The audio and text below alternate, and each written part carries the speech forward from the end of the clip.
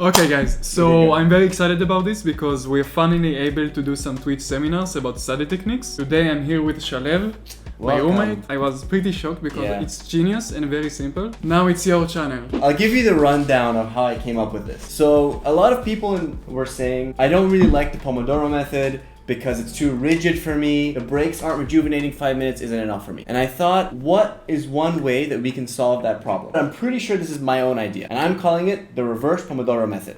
Boom. Okay, let's talk about your attention, right? Here is your attention, and this is time. When you begin a session, usually it takes you a bit of time to get into it, but we'll say that your attention starts high, right? It starts up here. And then as you're going throughout the session, it kind of decreases. The original Pomodoro method is to stop before you decrease, you take a break, and you start again. And you're gonna be up here again, and you just keep doing this. You're keeping your attention high, right? The problem is, for some people, the breaks in the Pomodoro method aren't enough. So what it ends up happening, they start up here, and then it kind of goes down, and then it kind of goes down, and then they're down here. Or they can't even focus throughout the sessions, and the 25 minutes aren't enough, right? The solution is to not have a timer that counts down, have a timer that counts up. Revolutionary, right? I know. So each person is different. Let's say for Ari, he studies like this and it continues straight forever. I don't know, he's a robot.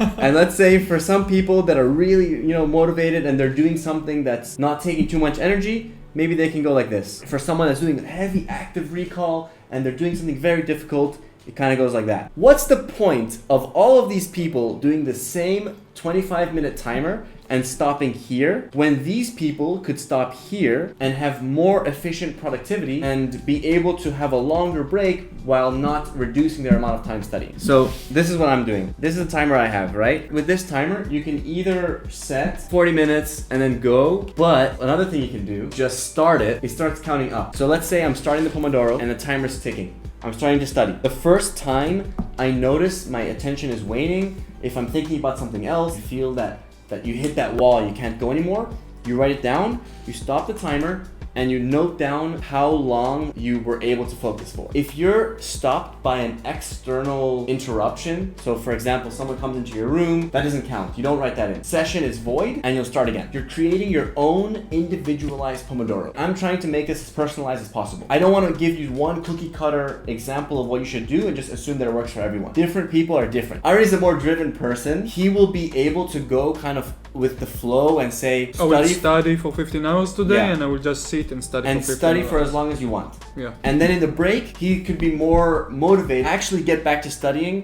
when his attention and when his energy levels are back up. Some people, they're not as disciplined and they need that rigid time frame of I will study for this amount of time. You can still use the reverse Pomodoro method even if that's who you are, right? So you have two options. So let's say in the morning, I'm super energized and I've seen that I can last for 45 minutes of Anki. And then in the afternoon, after I've eaten lunch, I can only last for about 25 minutes of Anki. And then in the evening, maybe I come up again for 35, it depends. Now you have facts. You have evidence of what your energy levels are throughout the day, as well as what your energy levels are with different activities. So let's say for Anki, you can realize that, okay, with Anki in the morning, it's only 20 minutes. In the afternoon, it's 15. In the evening, it's 35, whatever. But when I'm watching a lecture, I can last for 65 minutes and 75. You can alter how long you're studying for based on not only your attention, but also you can change it up based on what you're doing. So it's not just cookie cutter, one size fits all. You can create these set points. So for example, Anki in the morning equals 35 minutes. Lecture in the afternoon equals 60 minutes. And then you have these specific time frames based on the time, based on the activity, and that's your set. Or you can do the complete reverse Pomodoro method, where every time you get studying, you set up the reverse timer and it counts upwards. When you're tired, you stop it, and that's your Pomodoro. You don't have some defined interval. And then for the break, do a workout, take a shower, go for a walk, do something rejuvenating, and count up to see how long it takes for you to get your energy back. Or you can actually alter which activities you do during your break based on what you've proven to yourself that gets your energy back. If you take a 5-minute shower and it brings you up, then do that. And you have evidence, and you can over time develop a study routine where you're shortening the amount of time it takes your energy to raise, so you're always staying 100% efficient instead of just continuing studying because that's what you're supposed to do, right? And overall, you can spend more time, high energy, spend more time doing things that you like, and spend more time enjoying the stuff that you're studying rather than just forcefully getting through the study times. You can mix it up. You can do a free-flowing break but a rigid Pomodoro, or you could do a free-flowing Pomodoro and a rigid break.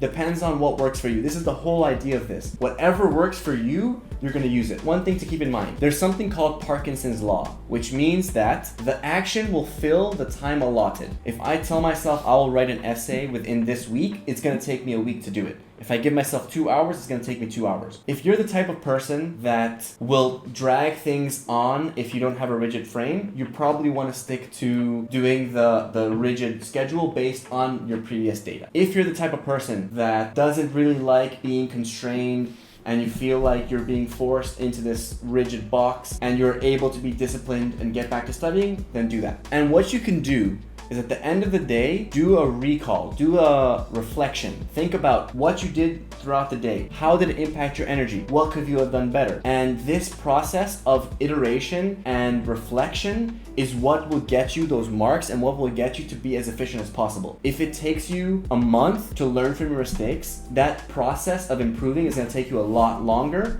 compared to if every night you're thinking about what could you have done better, what went wrong today. Yesterday, I woke up and went on YouTube for 2 hours. What am I going to do tomorrow? All right, I'm going to put my phone in a different room with the alarm. I'm going to set an app blocker to increase the friction and make the path of least resistance the one that's going to get you the results that you're looking for. You don't want to have to push yourself and motivate yourself every day because motivation is very fickle. So think about us, me and Ari studying, right? Me watching YouTube while I'm sitting here has so much friction. I have to find some way to hide it in the screen and make sure that people don't see it and constantly have that pressure. I will need to face the fact that, maybe people will see me watching YouTube and they're gonna judge me for it. It's not worth it, right? I'll say that this method is very personalized, and that's how you'll create your perfect method. There's no one method that works for everyone, but this method helps you get to what works for you. So they might reach a point when they do 5 sessions of Pomodoro, 15 minutes, and then in the afternoon they will do 25 minutes, and then in the evening they will do like 40 minutes. Yeah,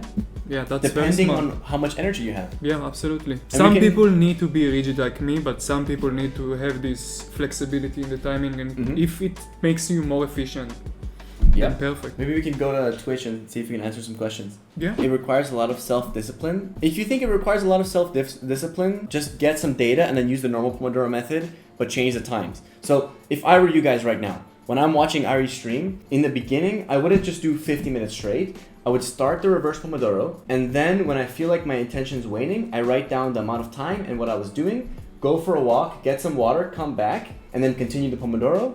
And then you can talk with us during the breaks.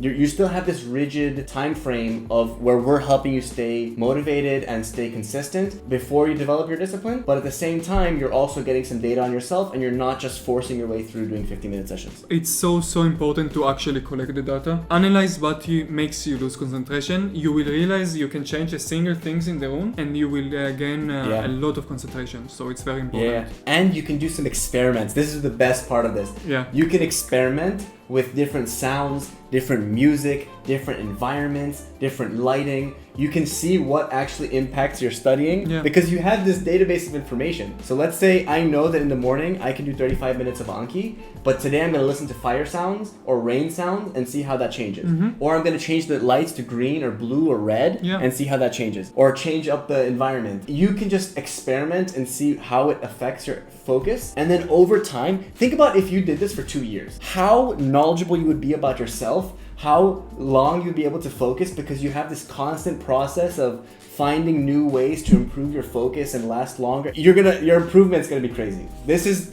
literally what we do in so many aspects of our lives, or we should. This is basically the scientific process. We're just assuming that what works for everyone is going to work for us, and we're just sticking with the same time frame no matter what we're doing, no matter what time of day, no matter how we feel. We're just sticking with the same thing. Yeah, absolutely. Find what works for you specifically. How can I resist external distractions? If I share a room and always distracted by my family, people treat you the way you teach them to treat you. So if the first time somebody distracts you, you're okay with it and you're just like kind of going along with it, you're rewarding that, and next time they're going to be more likely to do it. You're the type of person that once you're focused, you put your noise canceling headphones in and someone distracts you and you're kind of like taking it off and you're you're like, yeah, well, what's up? And then they feel uncomfortable because they feel like they distracted you. Next time, they're gonna say, all right, I know what's gonna happen if I ask them. Yeah. I'm gonna wait until they're during their break, and then I'll ask them. Yeah, just a very basic positive and a negative Positive, yeah. You're teaching people how to treat you. Once people get used to the fact that they can't just talk to you whenever they want, they'll do it less.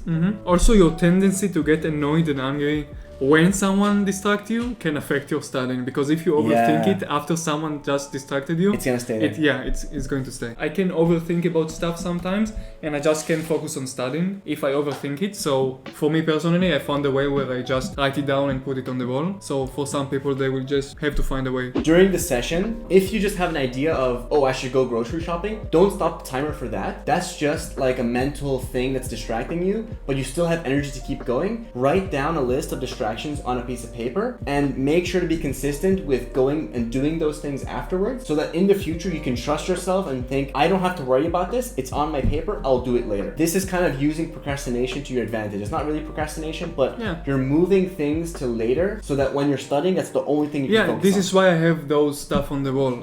Because I'm very competitive, and once I have an idea, I have to do it, but I need to study at the same time. I will just write it down, and I know the act of writing it down and putting it on the wall. I will for sure get to do it eventually. So it's off your mind. So you're getting it off. So it's literally off your mind. Yeah, exactly. So, Oh, how do you incorporate this into your live streams? I'm studying with Ari. We're going for 50 minutes. This is 50. I start the reverse Pomodoro method. Whenever I start to feel distracted, I'm gonna get up, I'm gonna go get some water, I'm gonna go to the bathroom, I'm gonna take a short break, and then I'm gonna finish the session. As I do this more and more, this will go up to here, and then up to here, and then up to here, and eventually I'll go up to 50. Whatever you have to do, take these short interruptions, which are kind of gonna refresh you, which is basically the idea of the Pomodoro method, and then you can join us during the breaks when we're just talking.